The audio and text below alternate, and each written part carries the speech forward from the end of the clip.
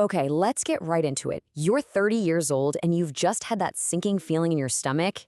You're broke. And I don't mean the fun broke of your early 20s where it's all part of the adventure. I mean the real kind. If that feeling is hitting a little too close to home, then you're in exactly the right place. We're going to break down why this is happening and lay out a real game plan that's actually built for the world we live in right now. Man, this quote just hits different, doesn't it? It's that horrible financial limbo. You get it, you understand how compound interest works, you can see the clock ticking on your future, but then you look at your bank account and it feels like you haven't even started the race. All that standard financial advice, it feels like it was written for a completely different person, someone who actually has money to invest in the first place. So let's really get into it. Why does being broke at 30 feel so much more, well, terrifying than it did at 23? This is where it really starts to bite, right? Eating instant noodles stops being a funny story you tell your friends and starts feeling like a personal failure. You're scrolling through social media, you're watching your peers hit these huge life milestones, mortgages, wedding announcements, baby pictures, while you might be secretly stressing about whether you can make rent this month. That social pressure, that feeling of being left behind, man, it is intense. Okay, before we go any further, I really, really need you to hear this. Your situation is not a personal failing. The economic game that you are playing is fundamentally different from the one your parents played. Let's look at the actual proof. The numbers here are just stark. Back in 1990, a typical house cost about 3 times the median income. Okay, that was doable. Today, it's nearly 6 times. The goalposts haven't just moved, they're in a completely different solar system. And this really puts it all in context. I mean, think about it. The previous generation, they often started their careers with pensions, solid benefits, and housing they could actually afford. A college degree was basically a golden ticket. Today, you're lucky if you're not juggling gig work with 0 benefits, paying crippling rent, and that degree went into debt for, it's just the price of admission for an entry-level job. I really want this to sink in. I'm going to say it again. Your struggle is not because you lack discipline. You're playing a game where the rules were completely rewritten to favor a different time, a different generation. This isn't about making excuses, not at all. It's about correctly diagnosing the problem so we can actually find the right solution. Okay, so if the system is stacked against you, where on earth do you focus your energy? We have to go straight to the core of the issue. And spoiler alert, it has nothing to do with cutting back on lattes. It's all about your income. I want you to ask yourself this question and be brutally honest.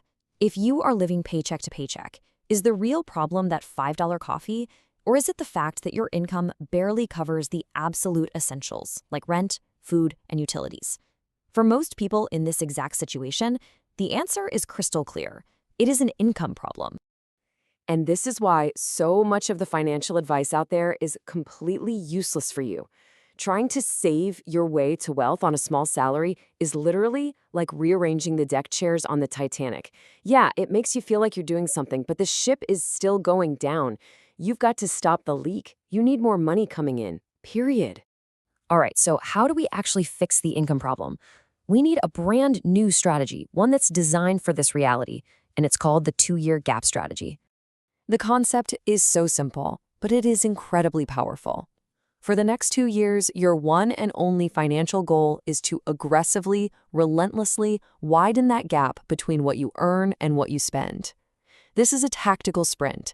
It's not a permanent lifestyle of misery. It is a short, focused, all-out effort to fundamentally change your financial trajectory.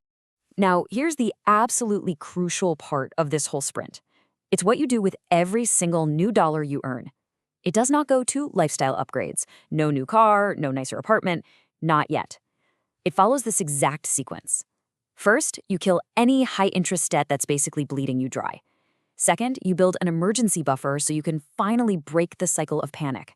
And only then do you start buying assets that can actually build your wealth. So that's the strategy. Now let's get tactical. We've covered the what, so let's dig into the how. What are the concrete, actual things you can do to increase your income, like right now? Let me tell you a quick, real-world story. A friend of mine was a bartender, totally broke, completely stuck in that cycle of unstable income and constant low-grade stress. They decided to learn one single new skill, basic video editing. And in a surprisingly short amount of time, they were pulling in $6,800 a month. And get this, Not from some giant influencer on YouTube, but from local businesses, dentists, real estate agents, who just needed simple, effective videos for their social media. This is so possible. So here's the secret sauce that makes this so achievable. You don't have to be the best video editor in the world. You just have to be reliable and competent. See, they weren't competing against Hollywood editors. They were competing against the business owner's nephew who promised he'd do it for free and then never delivered. In a market that is absolutely starved for basic competence, just showing up and doing good, solid work makes you a superstar. Another incredibly powerful tactic is something called geo-arbitrage. Just think about it for a second. A $65,000 salary in San Francisco might mean you are barely scraping by with 3 roommates. But that exact same remote job, done from a place like Tulsa, Oklahoma, it gives you massive purchasing power. Remote work lets you earn a big city salary while paying small city costs. It's one of the biggest financial life hacks of our time. And finally, let's just get real about modern careers. The data is crystal clear. People who switch jobs strategically end up earning about 50% more over their lifetime. Company loyalty in this day and age, it's a one-way street. They would replace you in a heartbeat. Your goal is not to be valuable to your current boss. Your goal is to build skills that make you valuable to the entire market. So when you put all this together, it really comes down to a clear and frankly high-stakes choice that you have to make, starting right now. 730. That's it. That's the number of days in your 2-year sprint. This is not about sacrificing the rest of your life. It's about a focused, temporary push. You can endure almost anything when you know there's an end date and a really clear purpose. The simple, brutal math right here tells the whole story. Before, with a tiny $2,000 annual gap, you're just surviving. But by jacking up your income while, and this is the key, freezing your spending, that gap explodes to $17,000 a year. That is the space where you manufacture your freedom. That is the money that buys you options in life. Look, I'm not going to lie to you. This 2-year sprint will be uncomfortable. Your friends might not get it. You're going to feel left out sometimes. But that discomfort is the price of admission to a financially stable future. You can either pay that price over the next 2 years, or you can pay it with a low-grade, constant stress that lasts for the next 2 decades. So that's the choice. The math doesn't care about your feelings. It doesn't care about your excuses. It just is.